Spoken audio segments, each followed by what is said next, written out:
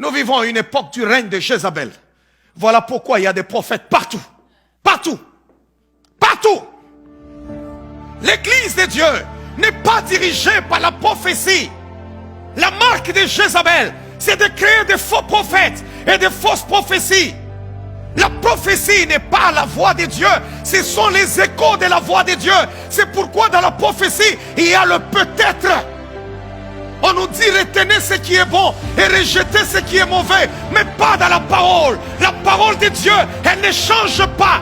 Dieu est derrière sa parole afin de l'accomplir. Même lorsque tu cherches à écouter la voix de Dieu, tu veux une prophétie, tu ne l'obtiens pas. Tu veux que Dieu te parle, mais ça n'arrive pas. Appuie-toi sur la parole, parce que Dieu ne peut pas changer. Dieu ne peut pas changer. Il ne peut pas changer. Vous pouvez être là, tu t'appuies à genoux, tu dis Seigneur, parle-moi. Est-ce que tu vas faire ceci? Est-ce que tu me donneras cela? Jésus, parle-moi. Tu n'entends rien. Dieu ne te répond pas, ni par le feu, ni par le vent, ni par les songes, ni par les prophètes. Mais ce n'est pas la fin du monde. Il y a sa parole. Il y a la parole. Mais Jézabel distrait les gens. Il va nous distraire avec la prophétie. Moi-même qui vous parle, je prophétise. Je ne suis pas contre les prophètes. Non. Si je ne connaissais pas bien mon ministère, j'allais aussi dire prophète Moukeni. Mais la vie de l'homme, l'église de Dieu n'est pas dirigée par la prophétie. Vous vous levez un matin, Dieu a dit, Dieu a dit, Dieu a dit. Vous vous levez demain, Dieu a dit, Dieu a dit, Dieu a dit. Vous vous levez après-demain, Dieu a dit ceci, Dieu a dit cela. Je m'en fous qui que tu sois. Tu peux venir me dire Dieu a dit. Mais la parole de Dieu déclare, même un ange, s'il venait du ciel pour venir vous annoncer un autre évangile que celui qui nous a déjà été annoncé, qu'il soit anathème. Dans la prophétie, il peut y avoir du peut-être, mais dans la parole de Dieu, il n'y a pas du peut-être. Toute écriture est inspirée de Dieu, utile pour enseigner, pour corriger, pour instruire dans la justice. Oh, toute écriture est inspirée de Dieu. La première des choses, vous allez voir, on dit, cette femme Jézabel, qu'est-ce qu'elle fait? Est-ce qu'elle enseigne? Non. Elle n'enseigne pas d'abord. Elle prophétise d'abord, après elle enseigne. Après t'avoir envoûté avec ses prophéties, elle te prend sous son contrôle. Et maintenant, elle commence à t'imposer son enseignement. Parce que si elle met son enseignement avant, elle ne t'a pas encore envoûté, elle ne t'a pas encore manipulé, elle ne t'a pas encore embrouillé. Là, tu vas refuser cet enseignement. Elle se fait d'abord prophétesse. Elle te donne des prophéties avec exactitude. Et puis à la fin maintenant, elle commence maintenant à enseigner. Et quand elle enseigne, là tu dis, waouh, c'est correct. Ah, c'est correct. Je suis désolé. L'église de Dieu n'est pas dirigée par la prophétie. Le prophète peut commettre une erreur, mais la parole de Dieu ne commet pas l'erreur. Hey, hey, hey, hey, hey, hey, hey, hey, hey, hey, hey, hey.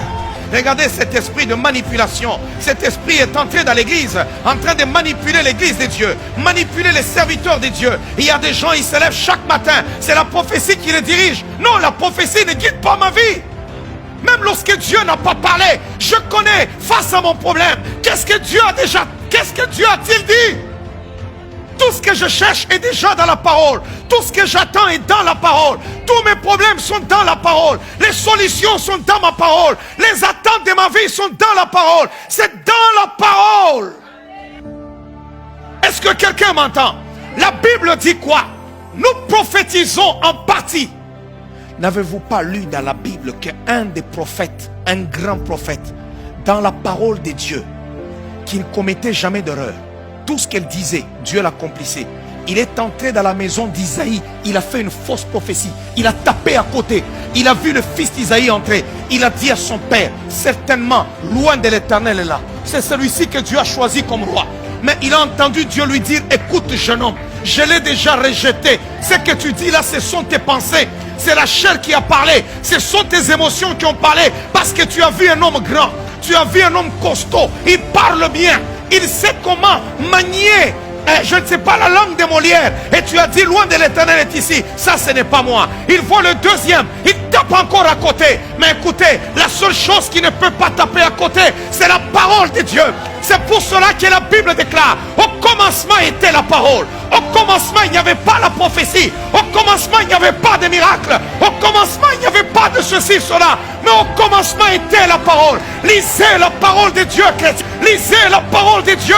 Et l'esprit de Jézabel ne vous manipulera pas. L'esprit de Jézabel ne vous contrôlera pas. Lisez la parole. Lisez la parole. Lisez la parole. La parole de Dieu déclare: ta parole est une lampe à mes pieds et une lumière sur mon sentier. On n'a pas dit la prophétie est une lampe à mes pieds. Des fois nous prophétisons, des fois nous-mêmes on ne comprend pas ce qu'on a dit. Mais c'est plus tard qu'on se rend compte que, oh, c'est ce que Dieu m'avait dit, c'est ce qu'il voulait me dire. Mais comment est-ce que ce que je n'ai pas compris peut m'aider à marcher? La prophétie ne dirige pas ma vie. Ce qui dirige ma vie, c'est la parole de Dieu. Même si le prophète a tapé à côté, ça ne peut pas ébranler ma foi, parce que ma foi est bâtie sur la parole de Christ. Mais le règne de Jézabel, c'est prendre la prophétie, la mettre au-dessus de la parole. Voilà pourquoi l'enseignement vient en seconde position. Il faut d'abord qu'elle prophétise. Nous vivons à une époque du règne de Jézabel. Voilà pourquoi il y a des prophètes partout. Partout. Partout. J'espère que quelqu'un m'écoute là où tu es.